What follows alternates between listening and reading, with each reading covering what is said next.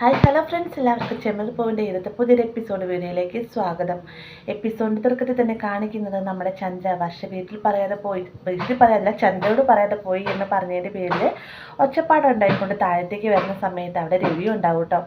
അന്നേരം കാര്യം തിരക്കുമ്പോഴത്തേക്കും വർഷങ്ങൾ തന്നോട് പറയാതെ പോയി എന്ന് പറയുമ്പോഴത്തേക്കും രവി വരുന്ന ശ്രീകാന്തിനോടായിട്ട് പറയുന്നുണ്ട്, ശ്രീകാന്ത് നിനക്ക് ജോലിക്ക് പോകാനല്ലേ, പോയി കുളിച്ചോളൂ എന്ന് പറഞ്ഞുകൊണ്ട് ശ്രീകാന്തിനെ അവിടുന്ന് പറഞ്ഞു വിടുകയാണ്.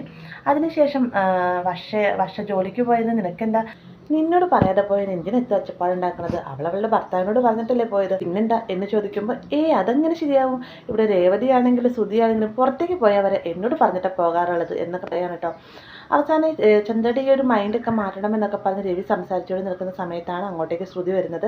ശ്രുതിയും കൂടെ വരുന്നത് കേട്ടോ. അന്നേരം ശ്രുതിയോടായിട്ട് പക്ഷേ രാവിലെ തന്നെ ജോലിക്ക് പോയി ശ്രുതി എന്നൊക്കെ പറയുമ്പോഴത്തേക്ക് ഞാൻ കേട്ടിരുന്നു ആൻറ്റി ശ്രീകാന്തിനോട് വർത്താനം പറയുന്നത് ഞാൻ മുകളിലത്തെ നിലയിൽ നിന്ന് കേട്ടിരുന്നു എന്നൊക്കെ പറയുമ്പോഴത്തേക്കും രേവതി അങ്ങോട്ടേക്ക് വരികയാണ്. എന്നിട്ട് രേവതിയും പറയുന്നുണ്ട്, അമ്മയോട് ചോദിക്കാതെയാണ് വർഷ പോയത് എന്ന് ചോദിക്കുമ്പോഴത്തേക്കും ചന്ദ്ര ആകെ ഒന്ന് പതറുകയാണ് കേട്ടോ. ഇനിയിപ്പോൾ വർഷ അങ്ങനെ ചെയ്തുകൊണ്ട് തന്നെ ഇനി രണ്ടുപേരും രേവതിയും ശ്രുതിയും ഇനി ഇതേ രീതിയിൽ തന്നോട് പെരുമാറിയാലോ എന്നുള്ള ഭയം കാരണം വേഗം തന്നെ ചന്ദ്ര പറയുന്നുണ്ട്, ഞാൻ മറന്നുപോയി, ഇന്നലെ രാത്രി വർഷ എന്നോട് പറഞ്ഞിരുന്നു, ഇന്ന് രാവിലെ തന്നെ ജോലിക്ക് പോകുന്നുള്ള കാര്യം പറഞ്ഞിരുന്നു എന്നൊക്കെ ചന്ദ്ര പറയുമ്പോഴത്തേക്കും ശ്രീകാന്ത് അങ്ങോട്ടേക്ക് വരുന്നിട്ട് പറയാണ്, അതിന് വർഷയ്ക്ക് രാവിലെയാണല്ലോ അമ്മയെ കോൾ വന്നത്, പിന്നെ എങ്ങനെ അമ്മയോടുള്ള രാത്രിക്ക് പറയുമെന്ന് ചോദിക്കുമ്പോൾ വീണ്ടും പെട്ട അവസ്ഥയിലാവട്ടെ ചന്ദ്ര.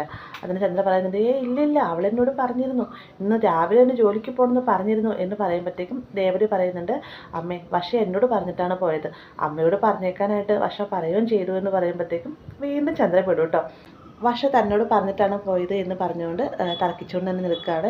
അപ്പോൾ ഇത് കേൾക്കുമ്പോൾ തന്നെ എല്ലാവർക്കും മനസ്സിലാവുന്നുണ്ട് ചന്ദ്ര വീണോടത്ത് കിടന്ന് ഉരുളുവാണെന്ന്. ഇത് കാണിക്കുന്നത് അടുക്കളയിൽ ജോലി ചെയ്യുന്ന രേവതിയെ കാണാനായിട്ട് സച്ചി അങ്ങോട്ടേക്ക് വരികയാണ്.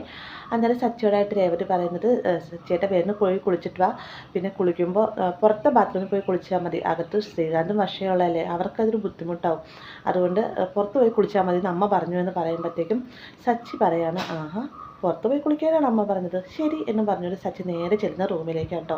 റൂമിൽ ചെല്ലുന്ന സമയത്ത് അവിടെ ശ്രീകാന്ത് ഉണ്ടാവും. ശ്രീകാന്തിനോട് ചോദിക്കുന്നുണ്ട്, ഒളിച്ചോടിപ്പോയനെ നിൻ്റെ ഭാര്യയുടെ പെട്ടി സാധനങ്ങളൊക്കെ എവിടെയാണെന്ന് ചോദിക്കുമ്പോൾ ശ്രീകാന്ത് അത് കാണിച്ചു കൊടുക്കുന്നുണ്ട്. വേഗം തന്നെ ആ പെട്ടി സാധനങ്ങളെല്ലാം എടുത്തുകൊണ്ട് പുറത്തേക്ക് ഇറങ്ങുകയാണ് കേട്ടോ. ഇത് കാണുമ്പോൾ തന്നെ ശ്രീകാന്ത് സച്ചിൻ്റെ ഇത് എന്തായി കാണിക്കുന്നത് എന്ന് ചോദിച്ചുകൊണ്ട് സച്ചിയുടെ പുറകെ പോവാണ് കേട്ടോ. പെട്ടികളെ സാധനങ്ങളെല്ലാം പുറത്തേക്ക് വെച്ചതിന് ശേഷം സച്ചി റൂമിൽ കയറി കഥ കടയ്ക്കുന്നുണ്ട്. ശ്രീകാന്ത് ആണെങ്കിൽ സങ്കടത്തോട് തന്നെ താഴത്തേക്ക് ഇറങ്ങി വരികയാണ്. ഈ സമയത്താണ് നമ്മുടെ ചന്ദ്ര ഭക്ഷണം കഴിക്കാനായിട്ട് എല്ലാവരും അങ്ങോട്ടേക്ക് വിളിക്കുന്നത്. ഭക്ഷണം കഴിക്കാനായിട്ട് എല്ലാവരും ഇരിക്കുന്ന സമയത്ത് തന്നെ രേവതി അങ്ങോട്ടേക്ക് ഭക്ഷണം കൊണ്ടുവരുന്നുണ്ട് കേട്ടോ. അപ്പോൾ ഇവർ കഴിച്ചുകൊണ്ടിരിക്കുന്നതിൻ്റെ ഇടയിൽ തന്നെ നമ്മുടെ സച്ചി കുളിയെ കഴിഞ്ഞ് റെഡിയായി താഴത്തേക്ക് വരികയാണ്. ശ്രീകാന്ത് ഡൈനിങ് ടേബിളിൽ ഇരിക്കുന്ന കാണുമ്പോഴത്തേക്ക് സച്ചി പറയും, എനിക്കിവിടെ വെച്ച് ഭക്ഷണം വേണ്ട, ഞാൻ അപ്പുറം മാറിയിരുന്ന് കഴിച്ചോളാം എന്ന് പറഞ്ഞുകൊണ്ട് മാറിയിരുന്ന് ഭക്ഷണം കഴിക്കുകയാണ് കേട്ടോ. ഇതിനിടയിൽ നമ്മുടെ രേവതി സച്ചിക്ക് ഭക്ഷണം കൊണ്ട് കൊടുക്കുകയും കറിയൊക്കെ ഒഴിച്ചു കൊടുക്കുന്ന കാണുമ്പോഴത്തേക്ക് ചന്ദ്ര പറയുന്നുണ്ട്, അവിടെ മാത്രമല്ല ഇവിടെയും കുറച്ച് പേര് കഴിക്കാനുണ്ട്, ഇങ്ങോട്ട് കൊണ്ടുപോകാം എന്നും പറഞ്ഞുകൊണ്ട് ചന്ദ്ര അങ്ങോട്ടേക്ക് വിളിക്കുകയാണ് കേട്ടോ. മാത്രമല്ല നമ്മുടെ സച്ചിയുടെ വിക്കിൽ ഭക്ഷണം പോകുന്ന സമയത്ത് രേവതി വേഗം നിന്ന് തലയിൽ തട്ടി കൊടുക്കുന്നുണ്ട്.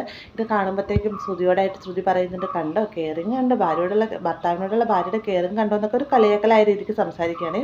എന്നാൽ ഭക്ഷണം കഴിക്കുന്നതിനിടയിൽ സച്ചിയേട്ടൻ ഇങ്ങനെയൊക്കെ ചെയ്തു എന്നുള്ള കാര്യം നമ്മുടെ ശ്രീകാന്ത് ആരോടും തന്നെ പറയുന്നില്ല കേട്ടോ. പിന്നീട് കാണിക്കുന്നത് നമ്മുടെ സച്ചി നേരെ റൂമിലേക്ക് ചെല്ലാൻ ഈ സമയത്ത് രേവതി അങ്ങോട്ടേക്ക് വിളിക്കുന്നുണ്ട്. എന്നിട്ട് രേവതിയുടെ എന്തൊക്കെ സാധനങ്ങൾ റൂമിൽ നിന്ന് എടുക്കാറുണ്ടോ അതൊക്കെ എടുത്തോളം പറയാൻ കേട്ടോ. രേവതിയാണെങ്കിൽ അന്നത്തേക്ക് അലക്കാനുള്ള തുണികളും പിന്നെ മൊബൈൽ ഫോണൊക്കെ കയ്യിലെടുത്ത് പിടിക്കുന്നുണ്ട്. പുറത്തേക്ക് ഇറങ്ങുമ്പോൾ തന്നെ സച്ചി റൂം പൂട്ടുകയാണ് കേട്ടോ. വേഗം സച്ചിയോടായിട്ട് രേവതി പറയുന്നുണ്ട്, സച്ചിയേട്ടൻ എന്തേ കാണിക്കുന്നത്, റൂം പൂട്ടല്ലേ എന്ന് പറയുമ്പോഴത്തേക്കും വാ രേവതി എൻ്റെ കൂടെ എന്ന് പറഞ്ഞുകൊണ്ട് നിർബന്ധിച്ച് തന്നെ രേവതിനെ കൊണ്ട് താഴത്തേക്ക് വരികയാണ്. സച്ചിയുടെ റൂം പൂട്ടല്ലേ, ആ താക്കോൽ ഇങ്ങതായി എന്നും പറഞ്ഞുകൊണ്ട് രേവതി സച്ചിയുടെ പുറകെ പറഞ്ഞുകൊണ്ട് കിടക്കുകയാണ്. ഇത് കേട്ടുകൊണ്ടാണ് കേട്ടോ നമ്മുടെ ചന്ദ്രയടക്കം എല്ലാവരും അങ്ങോട്ടേക്ക് വരുന്നത്. രവി ഇല്ലാട്ടെ, രവി പുറത്തേക്ക് പോയിരിക്കുകയാണ്.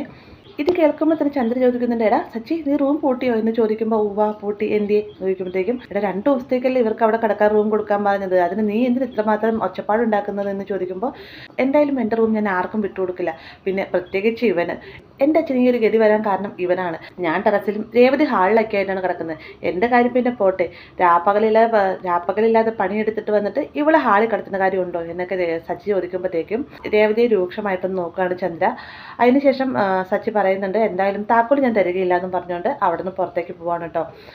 സച്ചി പോയതിൻ്റെ തൊട്ടുപുറകെ തന്നെ നമ്മുടെ ശ്രുതിയും അവിടുന്ന് കാലിയാക്കാണ്. കാരണം ഇനി ഇവിടെ നിന്ന് കഴിഞ്ഞാൽ നമ്മുടെ റൂം അവർ ചോദിക്കുമെന്ന് പറഞ്ഞുകൊണ്ട് ശ്രുതിയെയും കൂട്ടിക്കൊണ്ട് ശ്രുതി അവിടെ നിന്ന് പോവുകയാണ്. ശ്രീകാന്താണെങ്കിലോ ചന്ദ്ര ചോദിക്കുന്നതിന് മറുപടി ഒന്നും പറയാതെ തന്നെ സങ്കടത്തോട് തന്നെ പുറത്തേക്ക് പോവുകയാണ്.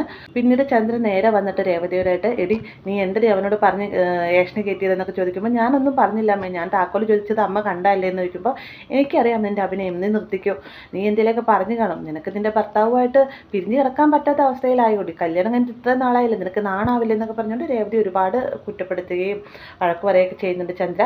രേവതി ആണെങ്കിൽ അവിടുന്ന് കരഞ്ഞുകൊണ്ട് പോവുകയും ചെയ്യുന്നുണ്ട് കേട്ടോ. പിന്നീട് കാണിക്കുന്നത് സച്ചി പറഞ്ഞ ഓരോ കാര്യങ്ങളും ഓർത്തെടുത്ത് സങ്കടപ്പെടുന്ന ശ്രീകാന്ത് വീട് വിട്ട് പുറത്തേക്ക് പോകാൻ ഒരുങ്ങിയാണ് കേട്ടോ. ബാഗുകളൊക്കെ ആയിട്ട് പുറത്തേക്ക് വന്നതിന് ശേഷം ചന്ദ്രയുടെ ആയിട്ട് പറയുന്നുണ്ട്, അമ്മേ ഞാൻ പോവുകയാണ്, എനിക്കിവിടെ ഇങ്ങനെ ജീവിക്കാൻ പറ്റില്ല, നിങ്ങളില്ലാതെ നിങ്ങളെ പിരിഞ്ഞിരിക്കാൻ സാധിക്കാത്തതുകൊണ്ടാണ് ഞാൻ വർഷയും കൂട്ടിക്കൊണ്ട് ഇങ്ങോട്ടേക്ക് വന്നത് എന്നൊക്കെ പറയുമ്പോൾ ചന്ദ്ര പറയുന്നുണ്ട്, മോനെ പോവലേടാ, അവനെ നിനക്കറിയാൻ പാടില്ലെന്ന് ചോദിക്കുമ്പോൾ എനിക്കറിയാം അമ്മേ, പക്ഷേ സച്ചേനെ ഒരിക്കലും എന്നെ അംഗീകരിക്കാനാവില്ല, എനിക്ക് വർഷ എവിടെ ജീവിക്കാമെന്ന് പറയുന്നു അവിടെ ഞാൻ ജീവിക്കും, അത് അവരുടെ വീട്ടിലായാലും അതല്ല വാടക വീട്ടിലായാലും എന്നും പറഞ്ഞുകൊണ്ട് വീട് വിട്ടു പോകാനിരിക്കുന്ന ശ്രീകാന്തിനെ കാണിച്ചുകൊണ്ടാണ് ഇന്നത്തെ എപ്പിസോഡ് അവസാനിക്കുന്നത്. വീഡിയോ ഇഷ്ടമായെങ്കിൽ ലൈക്ക് ചെയ്യാനും കൂടെ ചാനൽ സബ്സ്ക്രൈബ് ചെയ്യാനും മറക്കരുതേ.